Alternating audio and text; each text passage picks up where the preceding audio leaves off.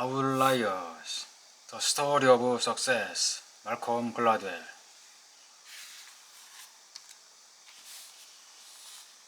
The 10,000 hours rule or general rule of success. If you scratch below the surface of every great achiever, you always find the equivalent of the Michigan Computer Center Water Hockey All-Star team, some sort of a special opportunity for practice.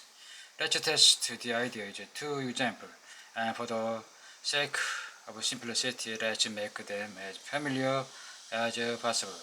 The Beatles, one of the most famous rock bands ever, and Bill Gates, one of the world's richest men. The Beatles, John Lennon, Paul McCartney, George Harrison, and Ringo Starr came to the United States in February of 1964, starting the so-called British invasion of the American music scene and putting out a string of hit records that transformed the face of popular music.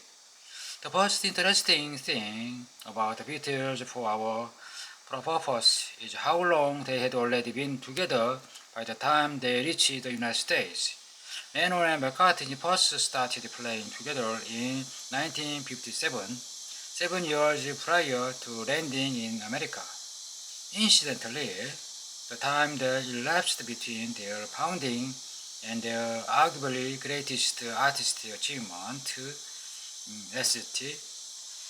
Pepper's Lonely Heart Club Band and the Beatles' White Album is 10 years. And if you look even more closely at those long years of preparation, we will find an experience that, in the context of a hockey player and Bill Joy and world-class violinist, sounds awfully familiar. In 1960, while they were still just a struggling high school rock band, they were invited to play in Hamburg, Germany.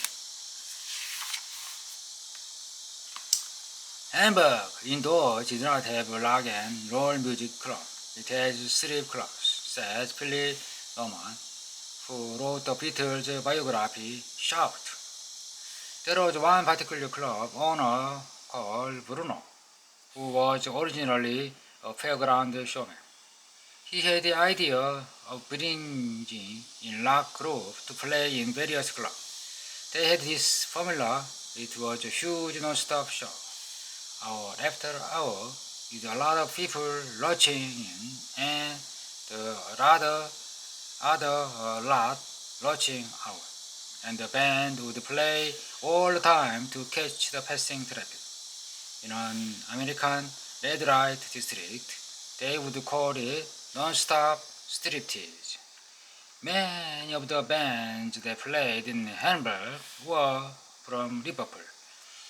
Newman went on. It was an accident. Bruno went to London to look for a band, but he hadn't to meet an entrepreneur from Liverpool in Soho who was down in London by pure chance. And he arranged to send some bands over. That's how the connection was established.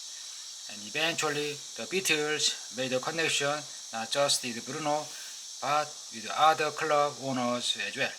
They kept going back because they got a lot of alcohol and a lot of sex. And what was so special about Hamburg? It wasn't that it paid well, it didn't. Or the acoustics was fantastic, they weren't. Or that the audience was savvy and appreciate, they were anything but. It was the sheer amount of time the band was supposed to play. Here is John Lennon in an interview after the Beatles disbanded, talking about the band's performance at a Hamburg strip club called the Indra. You got better and got more confidence. We couldn't help it with all the experience playing all night long. It was handy than being foreign. We had to try even harder, put our heart and soul into it, to get ourselves over. In Liverpool, we do Omni Everton on 1 hour session, and we just used to do our best numbers, the same ones, and everyone. In Hamburg, you had to play for 8 hours, so we really had to find a new way of playing. 8 hours? Here is the Beatles best. The Beatles drummer at the time, once the news got out about that we were making a show, the club started packing them in. We played 7 nights a week. At first, we played almost non-stop till 12:30 when it closed. But as we got better, the club stayed till 2 most morning. 7 days a week. The Beatles ended up traveling to Hamburg 5 times between 1960 and the end of 1962. On the first trip, they played 106 nights, 5 or more hours a night.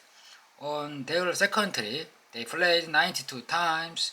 On their third trip, they played 48 times for a total of 172 hours on stage. The last two Hamburg gigs in November and December of 1962 involved another 90 hours of performing.